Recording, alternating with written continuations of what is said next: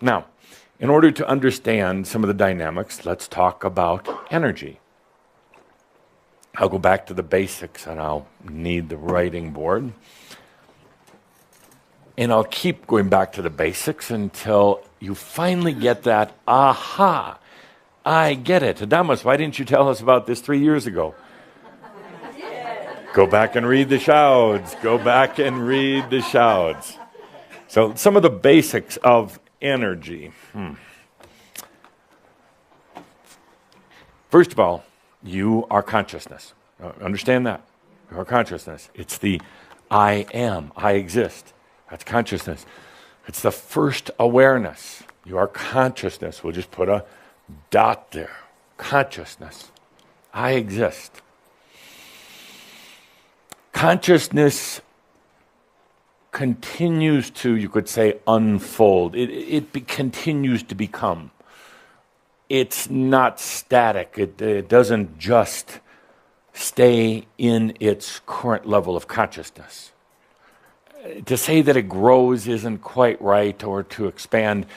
It continues to become more conscious. So we put a circle around that, the circumpunt, the symbol for consciousness, the I am. Very simple.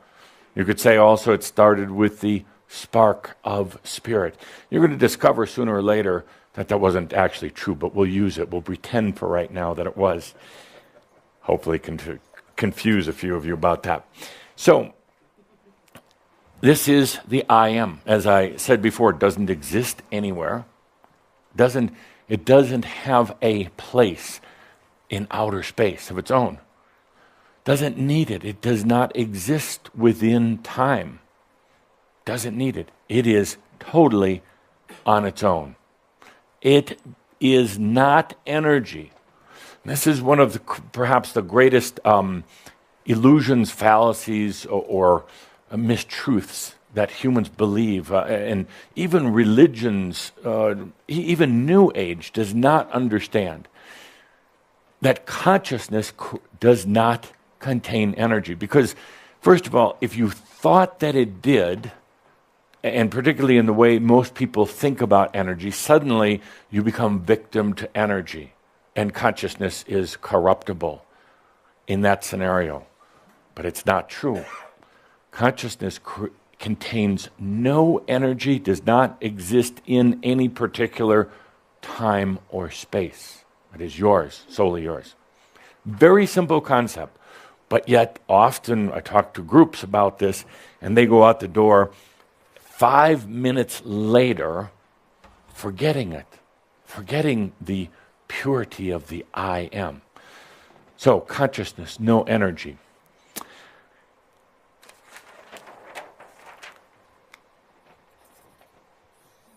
Energy exists outside of consciousness, and it does exist in all sorts of dimensions.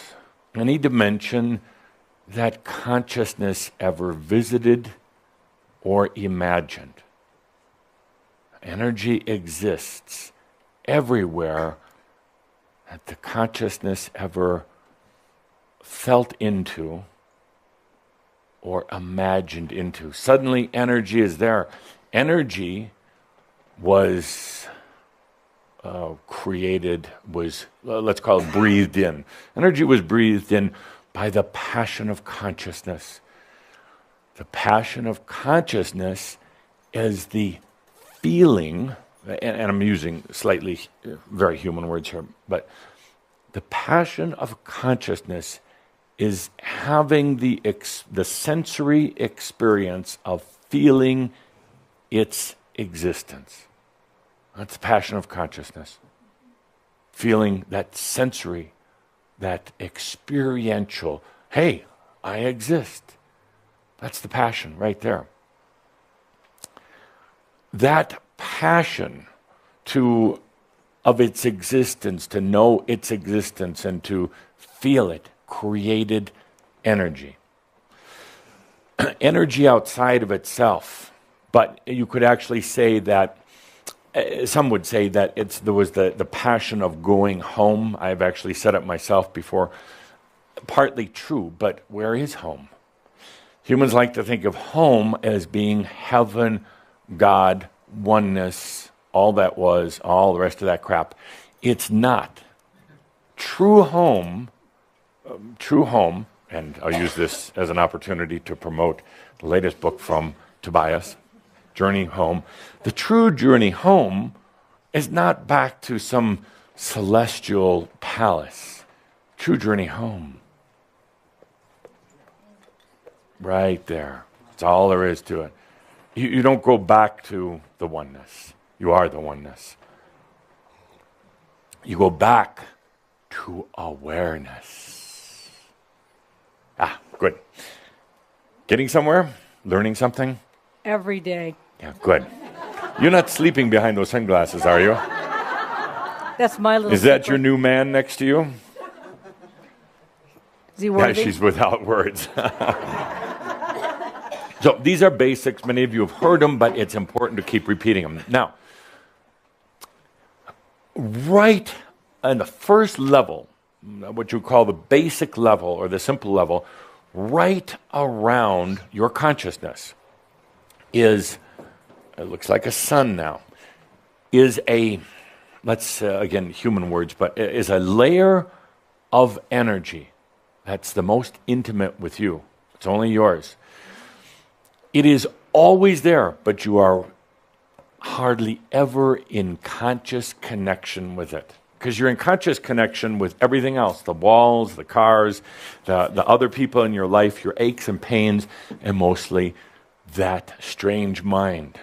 So you very, very rarely access it. And somebody just asked online, somebody asked the question, can I access it through hallucinogenic drugs? Sure, go ahead, try, have fun. Why do I get these questions? Really? No, you don't need to access it through drugs, and it's not going to make it easier. As a matter of fact, it's this layer of energy, core level energy that's not surrounding Cauldron, but that's always harmonious with your consciousness. That layer is so in truth and so pure that no, you're not going to get to it with manipulative methods or false methods. Once in a grand while, a few of you might have felt this level.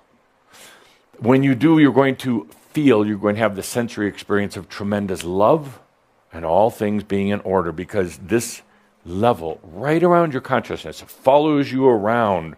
It's everywhere the consciousness goes. That level and layer is in perfect harmony, resonating with the I am all the time. It's yours. It's your personal treasure chest, if you would, of energy. There's not a lot of it because it doesn't need much. It's efficient, it's pure, it's absolutely in service to you. Always, always there. It will not tolerate manipulation.